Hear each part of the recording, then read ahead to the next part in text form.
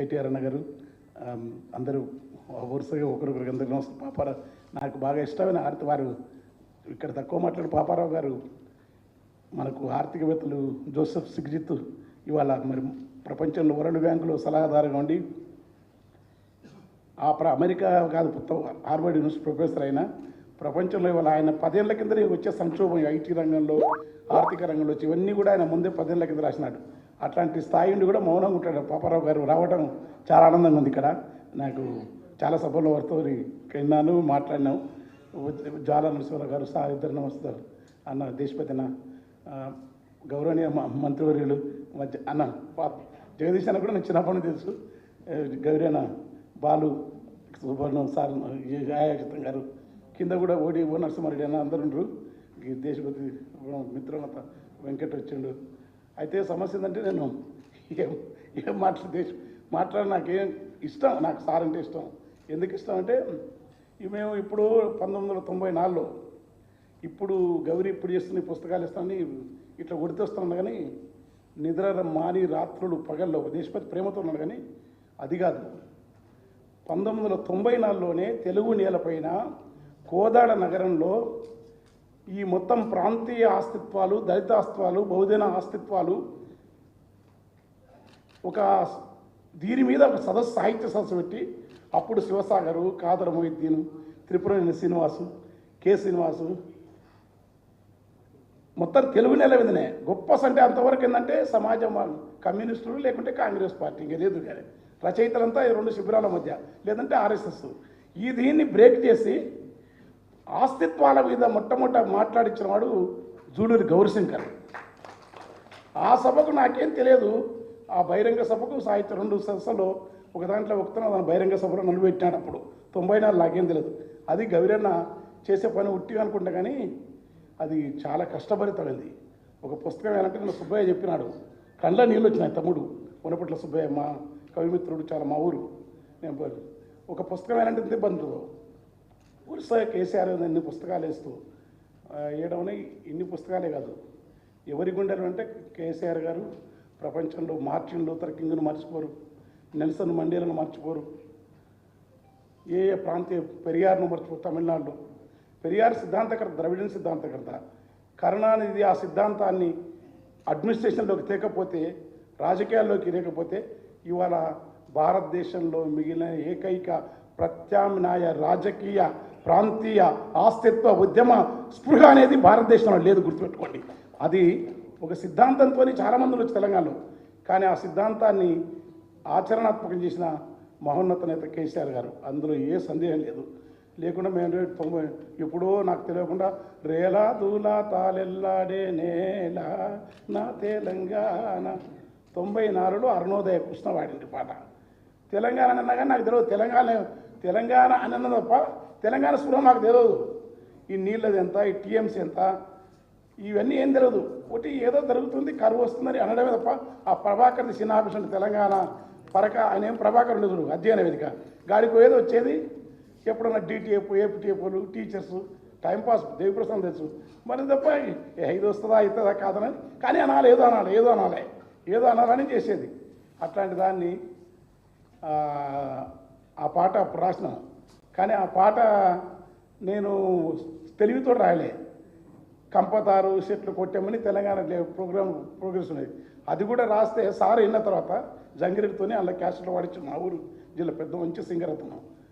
కంపతారు చెట్లు కొట్టి అమ్ముకొని కడుపు నింపుకునే కాలం వచ్చినాది, సేతానమేడుందిరా తెలంగాణ సేలన్ని పీడాయరా, దగ్గు వయ్యారి బామొచ్చి ఒరి మల్లె మొలిసింది, లొట్ట పీసు మొత్తం వాడలేకపోతే నేను తక్కువ టైమ్స్ ఉన్నాయి. లొట్ట పీసు చెట్లు గెట్టున పెరిగినాయి, తరి పొలము తగ్గింది, పెరికలమ మిగిలింది, సెలకంత మొరమయ్యి గొలుకు అయ్యింది, కలమంద జమ్ముళ్ళు రా పాలామూరు కరువుకు గుర్తాయరా, గుక్కిచ్చి బోరు దుంకుతుంటే ఒక్కటన్నా మడి సిక్కగా దడవదు, వంకాయ తోటేసి నొట్టి పోయిందిరా, మిరప నాటుకుంటే ఉరిపోయినాదిరా, నాసుపచ్చని బావులా తెలంగాణ నా పరాళ్ళు తేలేరా, దగ్గు దమ్ము టీబీ కక్కుడా బేదులతో 30 ఏళ్ళక ఈడ ముసలితనం వస్తుంది. నెలకు 3కు పైగా పీనిగలు లేవంగా పల్లె చుట్టూ పాడే కట్టెలు బూడిదాయే. ఇల్లిల్లు శోకాలతో తెలంగాణ తెల్లారిపోతుందిరా. కంటే కానుపు కొరకు సస్తే బొంద కొరకు వలస పోయిన జనము వచ్చిపోతుంటారు.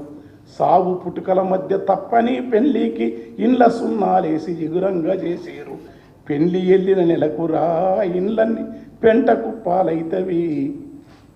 గోదావరి కృష్ణమ్మ పరవళ్ళు దొక్కిన సాగు నీరు లేక భూములెందుకెండే. ఇట్లా శోకం కట్టి పాడేది.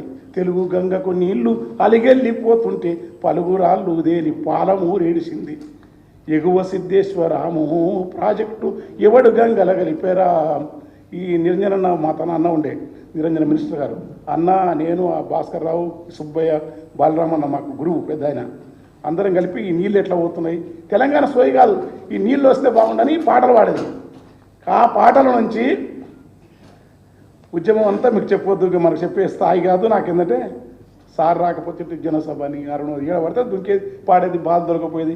అన్న నా దావకొస్తావు మీటింగే నేను రాకపోయేది కాదన్నా, ఆడన్నీ మంచిగా ఉంటాయి అనేది. అరే చూస్తావు తెలంగాణ వస్తుంది కాదు, ఆడవన్నీ బాగుంటావు అనేది. బాగుంటే వస్తావు అదంతా ఇంకేంది బాగుంటే నిజంగానే బాగుండేది. ఓ మనోడు నాటుకోడి గిట్టుకోడి దుమ్ము మసాలా. అసలు నేను ఎక్కడి నుంచి 300 కిలోమీటర్లు పోతే అలసిపోయి ఉండేది. ఒక్కసారి శక్తికి దివ్యత్వం ఏం రావాలంత ఇస్తుండే. ఆ దివ్యత్వంతో ఇంకా వేసుకోగలిగాము. తప్పకు సంచి ఎగురుడు పాడు దుంకుడు ఆడ దుంకుడు. ఓ పాట కాదు, ఒకటి పాట, 2 పాటలు కాదు, తల్లి తెలంగాణ ఆ పాట, నీ పాటలు. నేను ఎప్పుడో కరెంటు మీద రాసిన. ఆ కరెంటు కోత వద్దంటే ఫ్యాను జిద్దు మీద పెట్టినావు, నీకు ఫ్యాన్ పెట్టగానే పెళ్ళము అని కొట్లాడుతుంది. నేను మర్చిపోయినా, అది చాలా రికార్డులో ఉంది. కానీ ఫ్యాన్ బంద్ చేసి ఫ్యాన్ బంద్ పెడితేనే అంటే ఇద్దరి మధ్యలో సమాధానం. అసలు ఆ పాట ఎక్కడ దొరికించుకున్నాడు, అది పెట్టి వేస్తే ఎక్కడిది రా ఈ పాట, నేనే ఏముంది రా ఈ పాట, నేను రాసిన గారి పాట ఇది ఎలా అన్నీ మొత్తం ఒక పాట కాదు, అన్ని వరుస పిల్లలు వాడు నాగరాజు వీళ్ళు చేస్తుంటే ఇవన్నీ మేము తెలంగాణ దుమ్దాంలో సారు వదంతులు వచ్చి అట్లాంటి పాటల నుంచి ఒకేసారి తెలంగాణ ప్రకటిస్తారు. ఎందుకు చెప్తున్నానంటే తెలంగాణ ప్రకటించే వరకు వచ్చే వరకు ఆశ్చర్య. రాములోరి సీతమ్మోరి రామయ్య ఎదపైన దిగులు బండ సరిగి బాధ తొలిగేను ఎండిన చెరువు నిండి అనుభూ. ఎట్లొచ్చేది అనంటే అది ఆ బండను తొలగించిన కేసీఆర్ గారు. ఊరికే మాట్లాడతాం కానీ ఈ ఉద్యమాలు పిడికిళ్ళు బాగుంటాయి. నేను కామ్రేడ్ ఆయన పాపారావు గారు వెళ్ళిపోయినట్టు కానీ నేను కూడా అట్లా నుంచి చూసానే. కానీ మనం కొట్లాడితే ఏం చేస్తారంటే అది పెట్టి ఎన్కౌంటర్లు జైలు వేస్తారు. చాలామంది కళాకారులు పోగొట్టుకున్నాం మనం తెలంగాణ జనసభలు కానీ అరుణోదయులు. కానీ ఈ ప్రజాస్వామ్య ప్రక్రియను అర్థం చేసింది సమాజానికి. అది పెద్ద ఓపికతో ఉండే పని. ప్రజలను కలిసి వెంకట్ ఎంత కష్టం ఉంటుందో తెలుసు మీకు.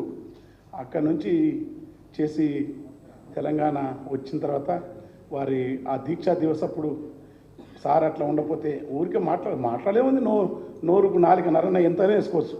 మనుషులు మాట్లాడతారు. చరిత్రను ఎప్పుడైనా సరే భారతదేశంలో గత కాలం ఇట్లాంటి జాతీయోద్యమంలో నెహ్రూని గురించి తక్కువ ఎవరు మాట్లాడరు, లాల్ బహదూర్ శాస్త్రిని గురించి తక్కువ మాట్లాడరు. ఆయా దేశాల్లో ఆయా ప్రాంతాలలో వాళ్ళ స్ఫూర్తి. ఇది ఎక్కడిది ఇప్పుడు అంతా రాజకీయాలు పాతది అంత తెచ్చి ఇప్పుడు నేనంట ఇప్పుడు కాంగ్రెస్ వాళ్ళు కూడా మంత్రులు ఏంటంటే తెలంగాణ వస్తే అవుతురా వీళ్ళకి నచ్చునా కాకపోతుంది కదా. మంచి ఊరికి అనేకే ఉంది.